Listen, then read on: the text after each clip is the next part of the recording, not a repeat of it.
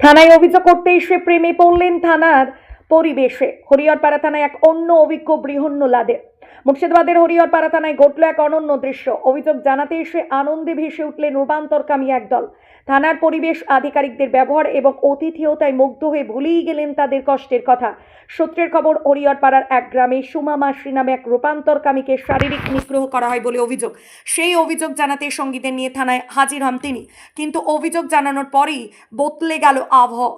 থানার মানবিক পরিবেশ ও বন্ধুত্বপূর্ণ আচরণ দেখে আবেগ আপ্লুত হয়ে পড়েন বৃহন্নলারা।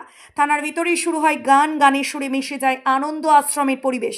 থানার আধিকারিকরা উপভোগ করেন সেই মুহূর্ত। এরপর হরিহরপাড়া থানার আইসির উদ্যোগে রূপান্তরকামীদের ঘুরিয়ে দেখানো হয় আনন্দ সরোবর।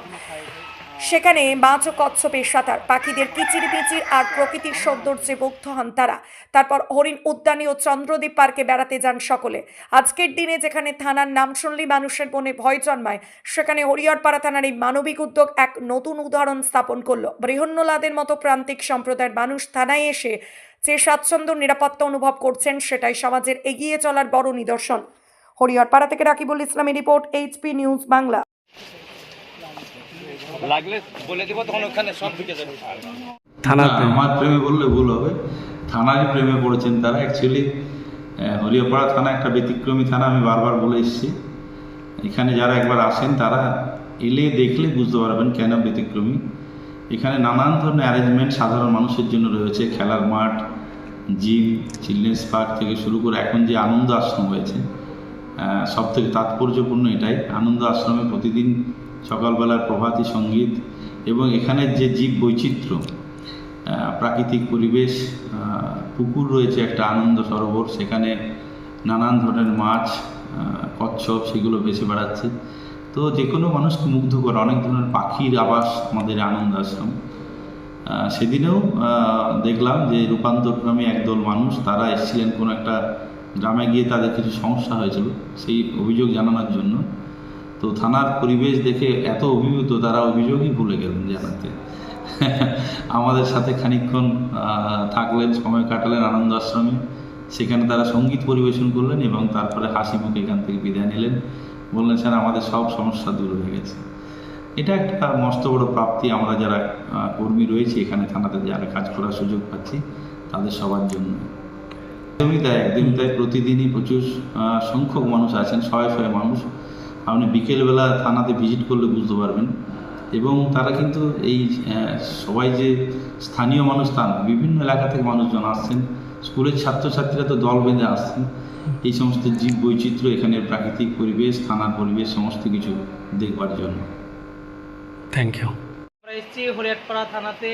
এটা হলো আমার গুরুমা, আমাদের মুর্শিদাবাদের আমাদের হিজড়ি কমিটির ইনচার্জের মালকিনী।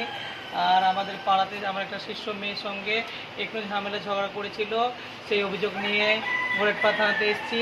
কিন্তু আমাদের অরূপদা এতটাই ভালো, ওনার এখানে অভিযোগ জানাতে এসে আইসি সাহেবের অভিযোগ জানাতে এসে এতটাই ভালো লাগবে যে গান শুনে আনন্দ করে আমরা এখানে গান বাজনা করছি।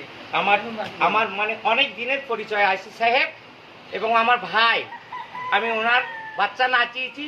আজ বাচ্চার বয়স 16 বছর, 17 বছর হতে, 14 বছর হতে চলছে। মানে ও যে আমাদের এত শ্রদ্ধা করবে আমি আর জানি না, আমি যে চিনতে পারবো এটা আমি ভাবিনি।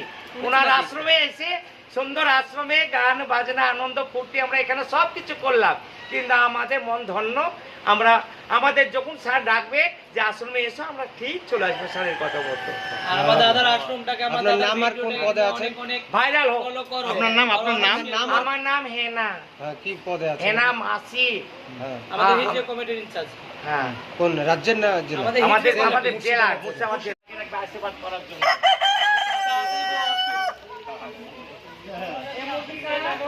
এখানে এসে খাওয়াতে পারে। হ্যাঁ সিমরন, ফোন করেছিল এখন না, আমরা ফোন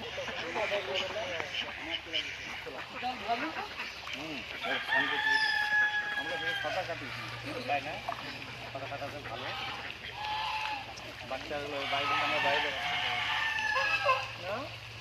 দাদু আমি বেরিয়ে গেলাম। হ্যাঁ দাদু, এই যে মাছ যাও বেশি করে